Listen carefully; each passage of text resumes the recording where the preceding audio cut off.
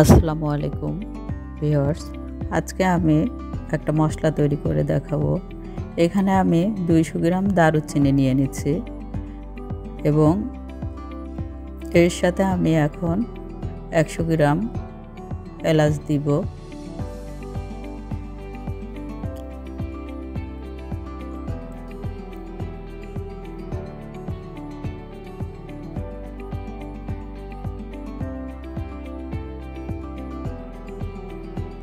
এখানে 100 গ্রাম আমি গোলমরিচ দিব।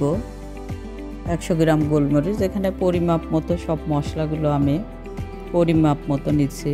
তারপর 50 গ্রাম লবঙ্গ দিব।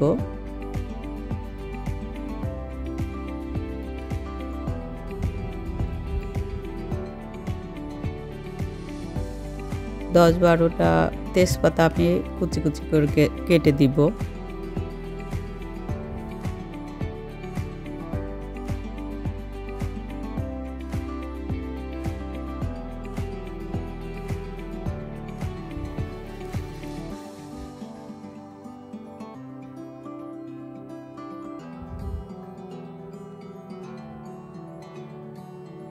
শাহি জিরা দিব 50 গ্রাম এবং 200 গ্রাম মতো নর্মাল জিরা দিব।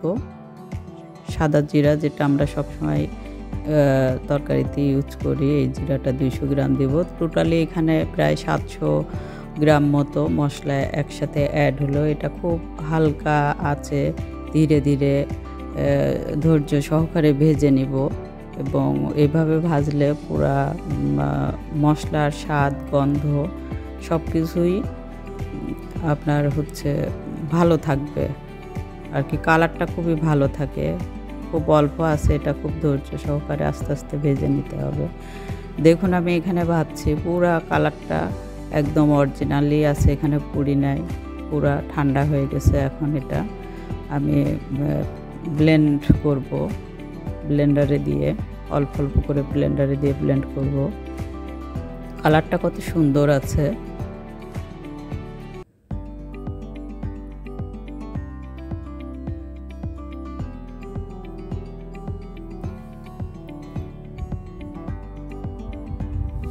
ব্লেন্ড করছি আমি, মশলার কালারটা কত সুন্দর এটা এবং খুব মিহি হয়েছে। মশলাটা খুব আস্তে আস্তে অল্প হিটে ভেজে নেওয়া, যার কারণে এটা খুবই সম্পূর্ণ এর কালার গন্ধ স্বাদ সব অটুট আছে এখানে মশলাটার। এটাকে নিনজা টেকনিক বলা যেতে পারে। আমরা এভাবে যদি মশলা কি একদম মিহি হয়েছে, এটা চালারও কোনো প্রয়োজন নাই। মশলাটা এভাবে মশলা তৈরি করে রাখলে আমরা মাংস রান্নার যে কোনো ধরনের মাংস দিতে পারবো এবং যে অনেক ধরনের মাছ আছে যেখানে আমরা এটা ইউজ করতে পারবো। এভাবে আমরা রেখে, এখানে প্রায় 600 গ্রামের উপরে মশলা হয়েছে। এটা এই ডিব্বাতে 500 গ্রাম ধরে আর এটাতে 100 গ্রাম ধরে। এই মশলাটা প্রায় 700 গ্রাম মশলা ভাজছি, এখানে 600 গ্রাম মশলা আমি পেলাম। এটা আমি রেখে পুরা সারা মাস, 2 মাসের উপরে মশলাটা চলে যাবে। মশলাটা ইউজের জন্য আমি এভাবে ইনটেক করে রাখলাম। এটা কালারটা অসাধারণ কালার। ধন্যবাদ সবাইকে।